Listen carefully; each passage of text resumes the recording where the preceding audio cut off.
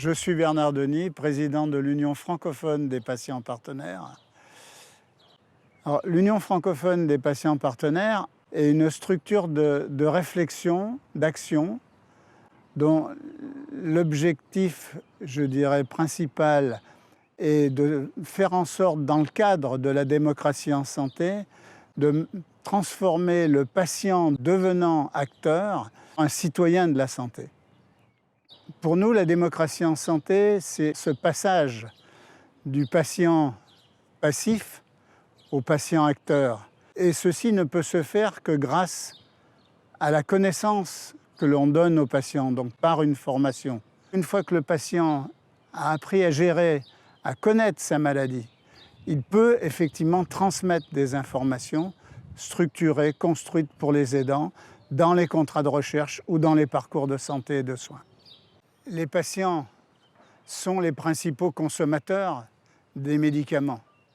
Ils vivent avec et ils doivent effectivement avoir besoin de connaître ce qu'est le médicament, comment il se construit, comment il se réalise. Ils participent aussi à des essais cliniques en tant que patients. Donc faire comprendre aux patients et aux aidants et à leurs familles l'intérêt nécessaire des essais cliniques qui permettent soit de découvrir des nouveaux médicaments, soit d'améliorer les médicaments et les traitements existants, c'est essentiel dans la qualité du soin pour le patient. Et c'est le patient qui, effectivement, explique ceci pour lui et dans son intérêt.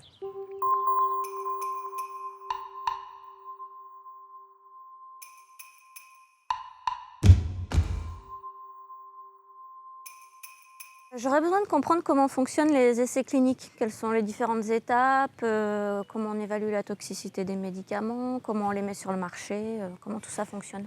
Alors c'est un processus qui est complexe mais linéaire. De façon générale, on va évaluer à la fois les bénéfices et les risques des médicaments avant leur mise sur le marché. Donc de façon générale aujourd'hui, la majorité des traitements sont issus de synthèse chimique. Ensuite, on va distinguer la phase préclinique où le médicament est d'abord testé en laboratoire, c'est ce qu'on appelle les études in vitro. Ensuite, on les teste chez l'animal. On essaie aujourd'hui de réduire l'utilisation d'animaux, mais en pratique, ça reste indispensable, surtout pour les études de toxicité. Ensuite, on va passer à la phase clinique, où le médicament est testé chez l'homme. C'est ça qu'on appelle les essais cliniques. Là, on va passer par différentes étapes successives, qu'on appelle des phases. Donc, schématiquement, les phases 1 vont correspondre aux premières administrations chez l'homme, et le but, c'est d'évaluer la toxicité potentielle de ces médicaments, pour les retirer du développement s'ils sont toxiques. Les phases 2, ce sont des études où on va rechercher la dose efficace du médicament. Donc on va tester différentes doses et en choisir une. Et enfin, les phases 3, ce sont celles où on va essayer de démontrer l'efficacité du médicament pour la population sélectionnée. Et pour les vieux médicaments, comment on fait ? Alors, pour les vieux médicaments, on va suivre le même processus, mais en démarrant plus tard, généralement en phase 2 ou 3. Ça va permettre de repositionner des médicaments. Par exemple, la colchicine, qui est un vieux médicament du traitement de la goutte, a été testé il y a une dizaine d'années dans le traitement des péricardites aigus. Et là, on a démarré d'emblée en phase 3. Par quelle instance les essais cliniques sont-ils validés ? Alors, en France, tous les protocoles des essais cliniques doivent être obligatoirement validés par deux instances. D'une part, par le comité de protection des personnes. Ce CPP comporte des scientifiques, des juristes et des représentants des usagers. Et d'autre part, par l'Agence nationale de sécurité du médicament et des produits de santé qu'on appelle l'ANSM. Je n'ai pas bien compris. Qui délivre l'autorisation de mise sur le marché ? Alors, quand un laboratoire veut commercialiser un médicament, en fait, il va déposer un dossier assez complexe auprès de ce qu'on appelle une autorité publique de régulation du médicament. Alors, cette autorité, ça peut être l'ANSM en France, l'EMA en Europe ou la FDA aux États-Unis.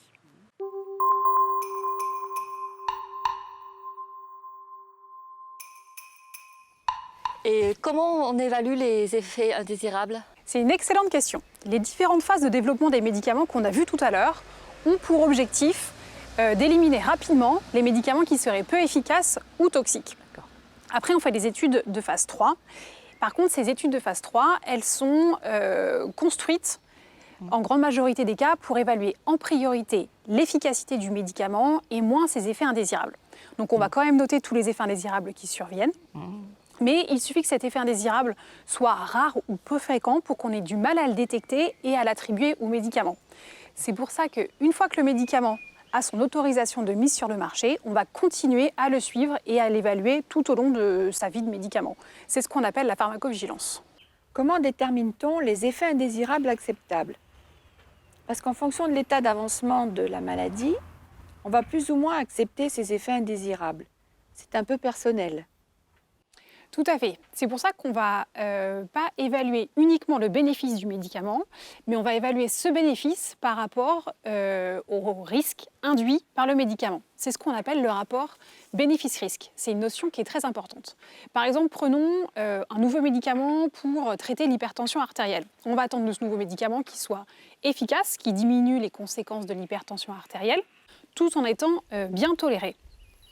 Par contre, si on est en cancérologie, on peut parfois autoriser un médicament qui aurait des effets indésirables plus graves, à condition que le médicament soit efficace pour ralentir la progression du cancer.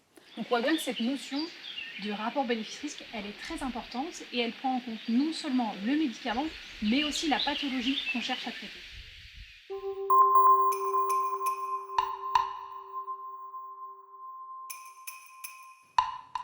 Si je suis sollicitée, comment vais-je connaître les critères? Sur quoi est fondé l'essai? Alors c'est important, parce que chaque essai a un objectif qui porte sur des critères de jugement. Ces critères de jugement, on va les déterminer au préalable et on va les identifier précisément. Ça peut être par exemple la mortalité pour les maladies graves, mais ça peut être aussi la qualité de vie ou la douleur pour d'autres maladies. Et de façon générale et traditionnelle, on définit un critère de jugement dit principal sur lequel va porter le but de l'étude. Moi, ce qui m'intéresse, c'est la qualité de ma vie quotidienne, ma santé. Est-ce que c'est ça un critère de jugement? Alors c'est une bonne question. C'est vrai qu'on va porter l'objectif de l'étude sur des critères de jugement médicaux.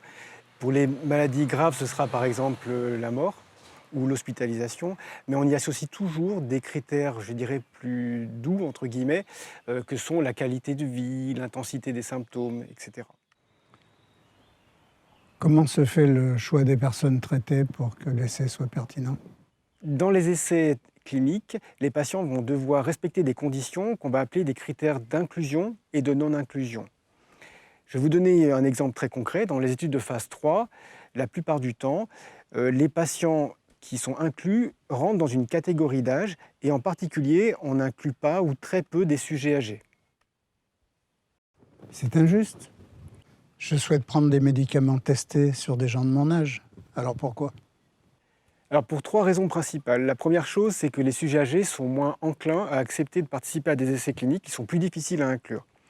La deuxième, c'est qu'avec l'âge, on a beaucoup de pathologies associées. Donc, en fait, on va avoir potentiellement un biais par rapport à la maladie qu'on veut étudier. Et le troisième qui est important, c'est que les sujets âgés sont plus enclins à faire des effets indésirables. Et pourtant, ils prennent aussi des médicaments. Alors, vous avez raison, mais en réalité, les résultats d'un essai clinique ne sont extrapolables que dans la population qui a fait l'objet de l'essai clinique. Ce qui veut dire qu'en vie réelle, quand on va donner le médicament chez des gens en dehors de cette population, il faut continuer à surveiller le médicament. Pourquoi ne pas donner les médicaments directement aux patients et voir si ça marche? Alors, je vais vous donner un exemple. Imaginez, mettez-vous dans une situation imaginaire, vous êtes un extraterrestre et vous arrivez sur la Terre et vous êtes missionné pour évaluer le comportement humain. Alors, vous vous mettez en vol stationnaire au-dessus de la gare de Grenoble et vous observez. Et ce que vous observez, c'est que sur un quai, on a progressivement des hommes qui arrivent, des hommes et des femmes, qui s'agglutinent, et au bout d'un certain moment, lorsqu'ils sont assez nombreux, un train arrive. Et vous continuez l'observation. Sur le deuxième quai, vous voyez des hommes qui arrivent, qui s'agglutinent, et un train arrive. Et donc vous êtes tout content. Immédiatement, vous faites un rapport à votre supérieur hiérarchique et vous lui dites « J'ai découvert que les terriens maîtrisent une forme particulière de force. Ils sont capables, lorsqu'ils s'agglutinent, d'attirer les trains. Ils ont donc trouvé un moyen très commode de locomotion. Et je vous propose de prendre 100 terriens et de les étudier chez nous. » Est-ce que vous êtes d'accord avec ce que je viens de dire? Non, c'est complètement idiot. Oui, c'est idiot parce que vous connaissez la réponse. Effectivement, il y a bien une corrélation, c'est-à-dire que lorsque les hommes arrivent en masse sur un quai, tôt ou tard, un train va arriver. C'est tout à fait vrai. Mais il n'y a pas de lien de causalité. La causalité, elle est inversée. C'est-à-dire que c'est parce que les hommes savent que le train va arriver qu'ils s'agglutinent. Et bien en médecine, c'est exactement pareil, et en particulier dans les essais cliniques. Et en particulier, imaginez, vous avez mal à la tête. Vous avez très mal à la tête. Vous allez ouvrir la pharmacie familiale, vous allez prendre de l'homéopathie. Vous l'avalez. Vous n'avez plus de mal à la tête. Tout va bien. Et bien, vous ne pouvez pas plus en conclure que l'homéopathie marche. Ça peut très bien être l'effet temporel de la maladie et le mal de tête a pu partir tout seul. Donc ce que je veux dire, c'est que deux choses corrélées n'ont pas forcément un lien de cause à effet si évident. D'accord.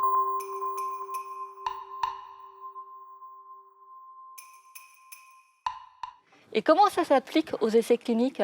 Et ben, dans les essais cliniques, on va avoir besoin de suivre et de connaître précisément l'évolution naturelle de la maladie.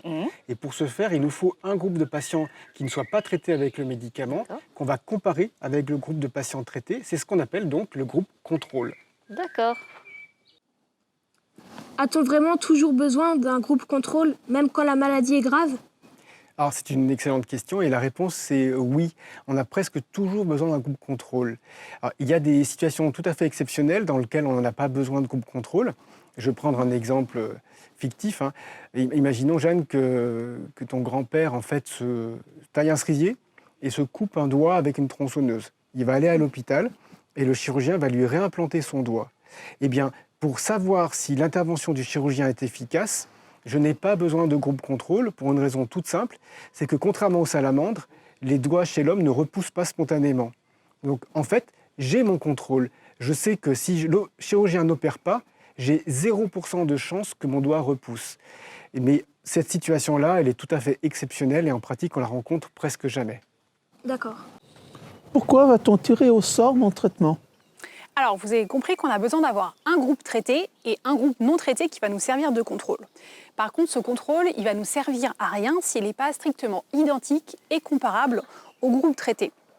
Donc, pour remédier à ça, on va faire un tirage au sort des patients pour les attribuer dans le groupe traité ou le groupe non traité. Ce tirage au sort, qu'on appelle aussi la randomisation, va nous permettre d'éviter de sélectionner les patients dans un groupe ou dans un autre. Et qu'est-ce que c'est l'effet placebo? Alors l'effet placebo, c'est l'effet positif que j'attribue au fait que mon médicament serait efficace. Dans les essais cliniques, on utilise quasi exclusivement ce qu'on appelle le double aveugle, non pas pour éliminer cet effet placebo, mais pour qu'il soit le même dans les deux groupes traités et non traités. Non, j'ai pas tout compris. Alors, Sandrine, si je me permets, je vais compléter ce qu'a dit Marion. En fait, je vais vous donner un exemple. Imaginez que vous ayez été opéré d'un ligament du genou et vous avez très mal. Vous appelez l'infirmière, vous voyez l'infirmière rentrer dans la chambre, elle prend un plateau sur lequel il y a une seringue avec un liquide translucide et elle vient et elle vous l'injecte alors que vous la voyez. Et vous avez moins mal. Et en fait, dans la seringue, il n'y a rien que du sérum physiologique. Et bien, l'effet que vous avez ressenti, c'est ça l'effet placebo. Donc si je suis dans le groupe de contrôle, du coup là je vais avoir l'effet placebo. Alors c'est une bonne question, mais c'est encore plus compliqué. Parce qu'on peut très bien avoir un groupe contrôle sans médicament, donc sans réel effet placebo. C'est-à-dire un groupe contrôle historique. Donc quand on va avoir un médicament et qu'on va donner un médicament qui ressemble au médicament sans l'être, ça c'est le placebo. C'est là où vous allez avoir l'effet placebo. Mais dans ce groupe-là, ce qu'on va observer, ça va dépendre de 3 facteurs. L'évolution naturelle de la maladie, parce que votre maladie, elle n'est pas forcément stable dans le temps. L'effet placebo, s'il y a un médicament donné ou quelque chose qui est donné. Et puis un 3e élément qui est un peu compliqué, qu'on appelle la régression à la moyenne. Alors, régression à la moyenne, c'est quoi? Alors la régression à la moyenne, c'est un phénomène mathématique qu'on va observer dans toutes les situations dans lesquelles on a une valeur continue qui est seuillée. Je vais vous prendre un exemple pour simplifier tout ça. Il y a, dans les années 50-60, dans les manuels d'instruction de l'armée de l'air, on conseillait aux instructeurs de ne jamais féliciter un jeune aspirant pilote qui avait réussi un bel atterrissage. Pourquoi? Parce que les instructeurs s'étaient aperçus que lorsqu'on félicitait les pilotes, généralement, les atterrissages suivants, ils étaient chaotiques. Et donc, ils considéraient qu'il voilà, ils avaient de l'orgueil et qu'il ne fallait pas renforcer cet orgueil dans cette catégorie de population. En fait, c'est totalement faux. C'est simplement qu'un aspirant pilote, il va faire 10 atterrissages et sur les 10, il va tourner autour d'une moyenne. Et que lorsque l'atterrissage est extrêmement bien réussi, vous le prenez au sommet de sa performance. Et donc, statistiquement, la fois d'après, il va tendre à être moins bon. Donc en fait, ils avaient une observation qui était juste, mais une interprétation qui était erronée. Et c'est ça, la régression à la moyenne. Mais un malade, dans le groupe placebo, il n'a pas son traitement. Alors que le malade, il voudrait être traité et non pas avoir un effet placebo. C'est pas juste. Alors, moi, je ne suis pas d'accord. Je pense au contraire, c'est tout à fait juste et c'est même éthique de faire l'essai clinique dans ce cas-là. Parce que si on a besoin de faire l'essai, c'est qu'on ne sait pas si le médicament marche. Oui. Et en fait, même si les patients surestiment toujours le bénéfice du traitement, en réalité, il y a beaucoup de médicaments qui, en essai de phase 3 en particulier, ne marchent pas, voire sont plus délétères que le contrôle. Donc du coup, il est tout à fait éthique et juste d'avoir un groupe contrôle avec un traitement placebo. D'accord. Les risques de tests sur les sujets sains sont souvent amoindris dans la présentation. En fait, ce sont des cobayes. Alors Geneviève, vous abordez un mot important qui est le terme de cobaye. Et il se trouve que je ne suis pas d'accord. C'est-à-dire pour moi, un cobaye, c'est un petit animal de laboratoire à qui on fait subir des expérimentations sans son consentement. Le cobaye, lui, n'a rien demandé à personne. Les sujets sains qui se prêtent à la recherche, ils sont informés, ils sont même très informés sur les risques et potentiels bénéfices de l'étude. Alors c'est surtout pour les risques. Et ils signent un consentement. Et deuxièmement, ils ont la possibilité de se retirer de l'essai à tout moment. Et ils le savent. Donc pour moi, ce ne sont pas des cobayes. Ils ont consenti, ils sont d'accord et ils ont leur motivation. Un vrai cobaye, pour moi, c'est un patient qui serait testé pour un médicament sans le vouloir ou sans le savoir. Ah oui, d'accord. Ok, merci.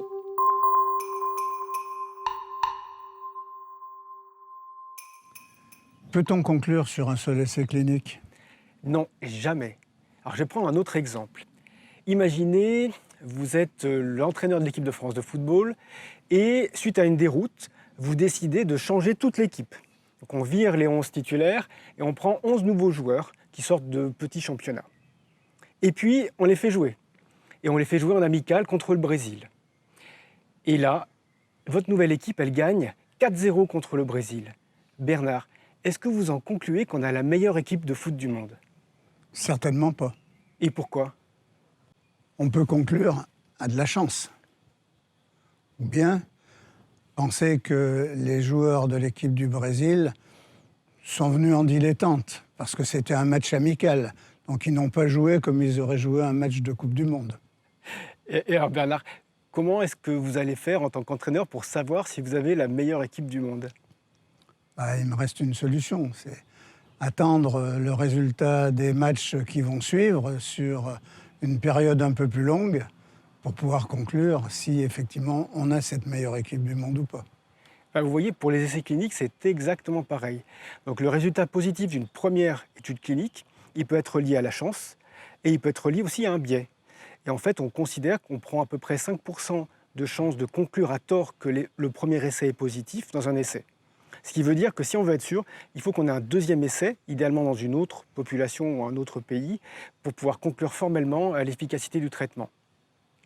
Alors en tant que patient, je suis heureux d'avoir appris qu'effectivement, ne conclure que sur plusieurs essais était absolument nécessaire dans l'intérêt du patient. Voilà, c'est exactement comme avec le foot. J'ai une question importante. En situation de crise, est-il vraiment moral de faire des essais cliniques? Alors c'est une question importante et c'est vrai que tout le monde se l'est posée. Et ma réponse personnelle est très claire, c'est qu'il ne serait pas éthique de ne pas faire d'essais cliniques. Pourquoi? Parce que notre objectif global, en tant que professionnel de santé, c'est d'améliorer l'état de santé de la population. Et si on ne fait pas d'essais cliniques, on n'a pas de certitude scientifique. Ça veut dire qu'on va donner des traitements dont on ne connaît pas l'efficacité au risque d'avoir des effets indésirables. Peut-on faire des essais sans avertir le patient? Alors non, absolument pas. En Europe, depuis le procès du Nuremberg, il est obligatoire d'avoir un consentement du patient avant toute recherche sur le médicament. Aujourd'hui, concrètement, le patient doit recevoir une information qui va être à la fois orale et écrite. Donc, le responsable de l'essai clinique va donner au patient un document qui récapitule le protocole, les objectifs, les droits du patient. Donc, le patient va lire ce document. C'est vrai que c'est un document qui est long et peu lisible. Donc, le patient peut ensuite poser toutes les questions qu'il souhaite à l'équipe médicale. Et en fonction, il choisit de signer ou pas le consentement à cette étude. J'ai lu un article sur Internet qui parlait d'essais adaptatifs. Pouvez-vous m'expliquer ? Alors, je vois que vous êtes bien au courant de l'actualité, bravo. Alors, effectivement, traditionnellement, en fait, les essais thérapeutiques, on suivait un plan très, très strict qui était le même tout au cours de l'étude. Et puis, on s'est aperçu qu'en termes de gestion de l'essai, il était préférable parfois d'adapter l'essai aux conditions des résultats. C'est ce qu'on appelle un essai adaptatif, à la condition que tout ceci soit écrit au début. Pourquoi les essais cliniques sont-ils aussi longs et aussi compliqués ? Ne dit-on pas qu'en France, nous sommes excessivement bureaucratiques ? Alors, ce n'est pas qu'en France, c'est de façon générale. Les essais cliniques, c'est vrai, c'est long. Pourquoi ? Parce que c'est long à concevoir, c'est long à réaliser et c'est long à analyser. Cependant, il faut bien se rendre compte qu'une fois que l'essai clinique est terminé et qu'on a le résultat, il peut changer la pratique médicale. Donc je dirais ce temps long, parfois il est nécessaire pour adapter la pratique médicale pour 10 à 20 ans qui suivent. Donc en fait, cette longueur n'est que bénéfique pour le patient. Alors, on a toujours besoin d'aller plus vite. Simplement, c'est qu'il y a des moments où il faut un certain temps et on voit que dans toutes les situations de crise, les essais thérapeutiques arrivent un petit peu après les études observationnelles parce qu'ils sont plus compliqués à mettre en œuvre. En fait, nous, les patients partenaires, ce qui nous importe, c'est d'apprendre, c'est de comprendre. Pour nous, pour vivre avec nos pathologies, nous sommes les premiers consommateurs des médicaments. Donc, les essais cliniques ont véritablement un sens quand on a compris cette mission. Et grâce à cette compréhension, grâce à cet apprentissage, notre co-construction est à ce moment-là possible avec les soignants et ne peut se faire que en soignants et patients ensemble.